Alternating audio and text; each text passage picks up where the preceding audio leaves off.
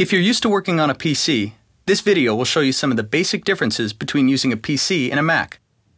Once you get to know the fundamentals, you'll find that it doesn't take long to get familiar with the Mac. The functions you're used to accessing from a Start menu in Windows are divided between the dock and the Apple menu in the upper left of the desktop. The Mac makes it easy to access hard drives, servers, and any inserted disks by putting their icons conveniently on the desktop. There's no need to access drives like you did on your PC through My Computer in Windows.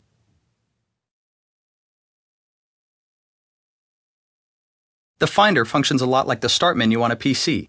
When you're trying to locate anything on your Mac, just click on the Finder. It's the first icon on the dock. You use it to navigate through all the contents of your hard drive, added external drives, disks, and attached devices. All your programs, or what we call applications, as well as all your most recent work, can be accessed with just a single click in Finder. There are 4 viewing options available in Finder. Click the icons in the upper left of the Finder window, and you can view files as icons, as a list, a column, or in CoverFlow.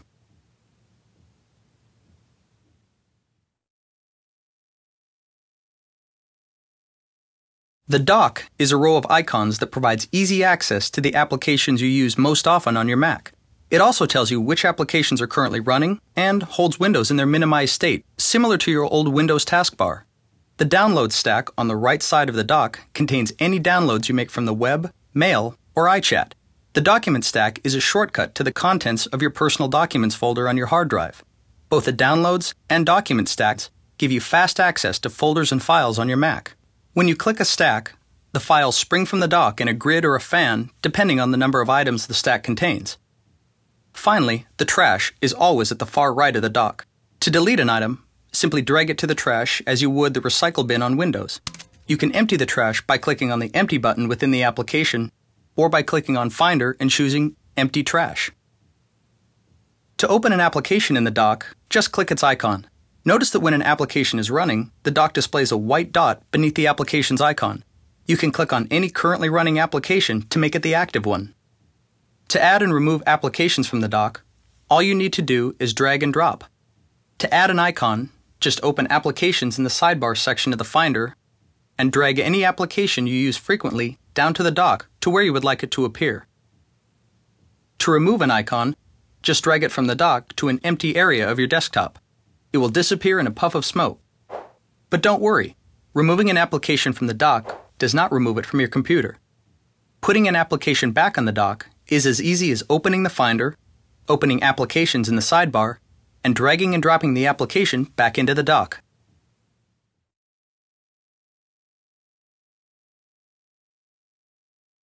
Switching between icons on the dock also illustrates another difference between Windows and Mac.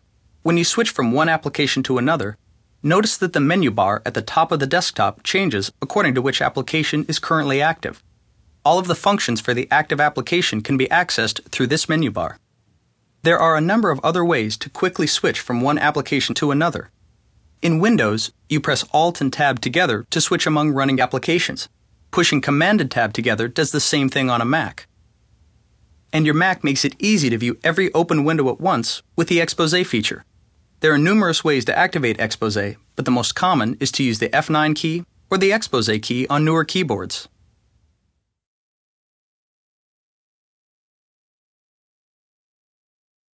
You might not have known this, but you can use a right-click mouse with a Mac.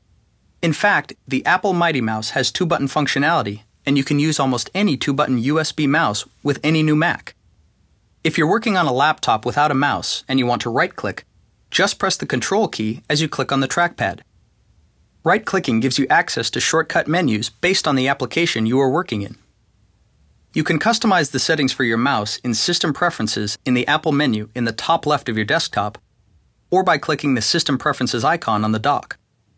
Like the Control panel in the Start menu of Windows on a PC, System Preferences is where you can change your desktop and screensaver artwork, get information on your devices and settings, and much more.